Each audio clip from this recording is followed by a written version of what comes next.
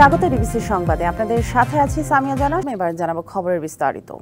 গাজাবাসীর ওপর ইসরায়েলের বর্বর হামলার প্রতিবাদ জানিয়েছেন এজি গ্রুপের কর্মকর্তা কর্মচারী। সকালে রাজধানীর মহাখালী ওয়্যারলেস গেটে আহসান টাওয়ারের সামনে প্রতিবাদ সমাবেশের আয়োজন করা হয়। এতে AG agro industries, AG food, Purbachal Regent town, DBC news সহ এজি গ্রুপের অন্যান্য প্রতিষ্ঠানের কর্মকর্তা কর্মচারীরা যোগ দেন। এ সময় তারা ইসরায়েলি হামলা বন্ধের আহ্বান জানান। পাশাপাশি ওআইসি জাতিসংঘকে হামলা বন্ধে জোরালো ভূমিকা রাখার আহ্বান জানান। গাজায় ইসরায়েলি বাহিনী নির্বিচারে নারী, শিশু সহ গণহত্যা বন্ধে বাংলাদেশকে প্রতিবাদ অব্যাহত রাখারও আহ্বান জানানো হয়। এজি গ্রুপের চেয়ারম্যান শহীদুল আহসানের উদ্যোগে এই প্রতিবাদ কর্মসূচির আয়োজন করা হয়। মানুষ হিসাবে আমরা কখনোই গণহত্যাকে সমর্থন করছি না। সবচেয়ে ধিক্কারজনক যে শিশু হত্যা, এইটা আমরা তীব্র প্রতিবাদ জানাই। আমরা আসলে মানববন্ধনে নেমেছি আহসান গ্রুপের সবাই। সেই জায়গা থেকে আমরা আসলে চাচ্ছি যেন এই জিনিসটা বন্ধ হয়ে যাক। সমস্ত বিশ্বের ইসলামিক দেশগুলো আমাদের এক হওয়া উচিত। অতি সত্বর ওআইসি একটা মিটিং ডেকে জাতিসংঘের কাছে এটা প্রস্তাবনা আকারে নিয়ে এসে এই হত্যাকাণ্ড বন্ধ করার জন্য যেন প্রয়োজনীয় পদক্ষেপ নেয়, যেন মানুষকে মানবতার ব্যাপারে অসহায়ত্ব বোধ করতে না হয়। আমরা জীবদ্দশায় দেখে যাব ইসরায়েল ধ্বংস হবে, ধ্বংস হবে, ধ্বংস হবে। গাজায় গণহত্যার প্রতিবাদে ঢাকা বিশ্ববিদ্যালয়ের ছাত্রদল বিক্ষোভ করছে। সেখানে কথা বলছেন বিএনপি নেতা সালাউদ্দিন আহমেদ। আমরা সরাসরি চলে যাচ্ছি সেখানে। ইসরায়েলের বিরুদ্ধে এবং মার্কিন ষড়যন্ত্রের বিরুদ্ধে যে ইসরায়েলকে যারা মদত দিচ্ছে তাদেরকে সমস্ত মদত বন্ধ করতে হবে এবং ইসরায়েলের সমস্ত পণ্য আমরা বর্জন করব। তার মানে এই না যে আমরা কোনো ব্যবসায়িক প্রতিষ্ঠানে হামলা করব। গতকালকে বাংলাদেশে কিছু স্থাপনায় হামলা হয়েছে, আমরা তার নিন্দা জানাই এবং এখানে আমরা বলতে চাই সরকারের ব্যর্থতা এখানে লক্ষণীয়, আইন শৃঙ্খলা বাহিনীর ব্যর্থতা এখানে লক্ষণীয়। তাদের উচিত ছিল আগের থেকে এখানে সতর্কতা অবলম্বন করা, তাহলে বাংলাদেশের নামে এই বদনামটা আমাদের নিতে হতো না। আমি আপনাদের সামনে আজকে এই মুহূর্তে বিএনপির পক্ষ থেকে একটি ঘোষণা দিতে চাই।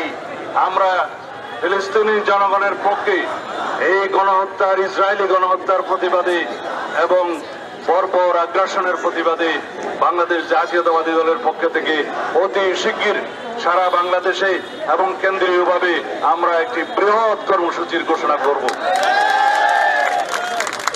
আমরা এদেশের সমস্ত জনগণকে আহ্বান জানাই, পৃথিবীর সমস্ত মুসলিম বিশ্বের যারা মোড়ল আছেন তাদেরকে আহ্বান জানাই, যারা পরাশক্তির একটি অংশ, যারা মদত দিচ্ছে ইসরায়েলিদেরকে তাদেরকে আহ্বান জানাই, এই মুহূর্ত থেকে গণহত্যা বন্ধ করার জন্য আপনাদের পদক্ষেপ নিতে হবে।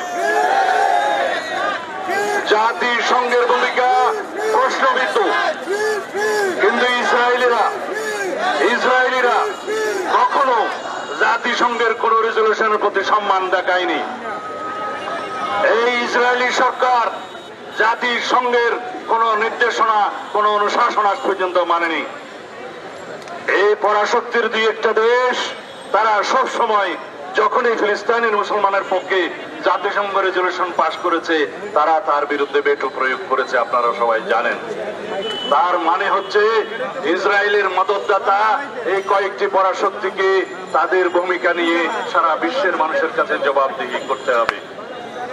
যতদিন পর্যন্ত প্যালেস্টাইন মুক্ত না হবে, যতদিন পর্যন্ত ফিলিস্তিনে গণহত্যা বন্ধ না হবে, যতদিন পর্যন্ত ইসরায়েলি বর্বর আগ্রাসন বন্ধ না হবে, ততদিন পর্যন্ত আমরা অবিরত বাংলাদেশ এবং সারা পৃথিবীর মানুষকে আহ্বান জানাবো। আমরা আমাদের প্রতিবাদ এবং নিন্দা আমাদের জানাতে থাকতেই হবে।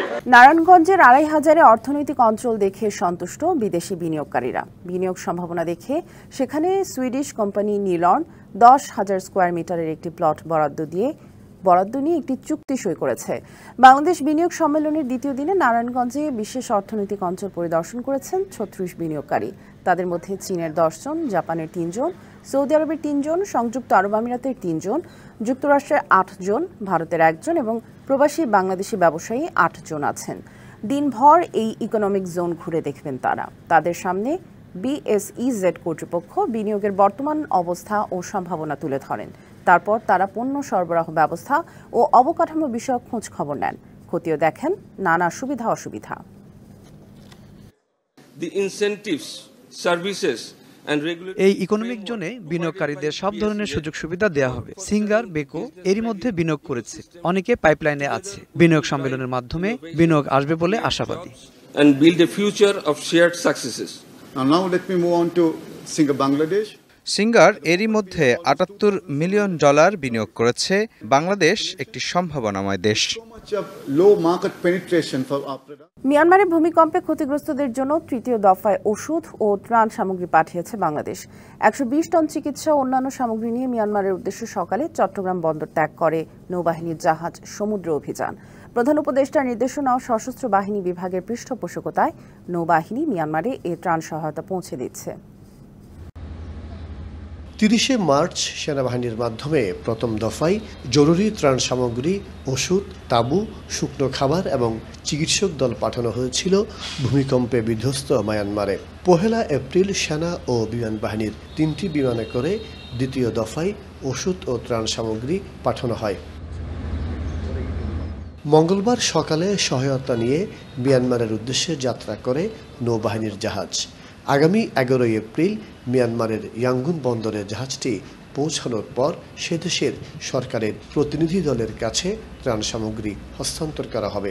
এই কার্যক্রম পরিদর্শন শেষে নৌ সদস্যদের দিক নির্দেশনা দেন নৌপ্রধান। প্রতিবেশী রাষ্ট্র মিয়ানমারের এই সংকটময় মুহূর্তে বাংলাদেশ সরকারের মানবিক দৃষ্টিভঙ্গি থেকে ত্রাণ সামগ্রী নিয়ে নৌবাহিনী জাহাজ প্রেরণের বিষয়টি প্রতিবেশী রাষ্ট্রসমূহের কাছে বাংলাদেশের ইতিবাচক ভাবমূর্তি প্রকাশ করবে।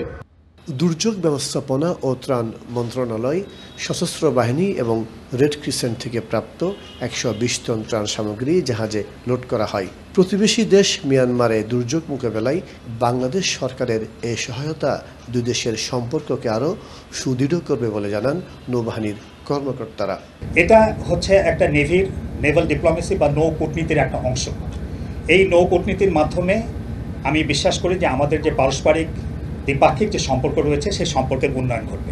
গত 28শে মার্চ 7.7 মাত্রার ভূমিকম্পে মিয়ানমারে 3,500-এর বেশি নিহত ও 5,000 মানুষ আহত হয়।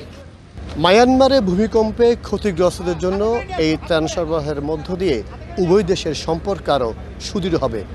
পাশাপাশি রোহিঙ্গা প্রত্যাবাসন প্রক্রিয়া আরও ত্বরান্বিত হবে, এমনটাই মনে করছেন নৌবাহিনীর কর্মকর্তারা। মাসুদুল হক, ডিবিসি নিউজ, চট্টগ্রাম। সংবাদ এই ছিল এখনকার মতো। ডিবিসি নিউজের সাথেই থাকুন।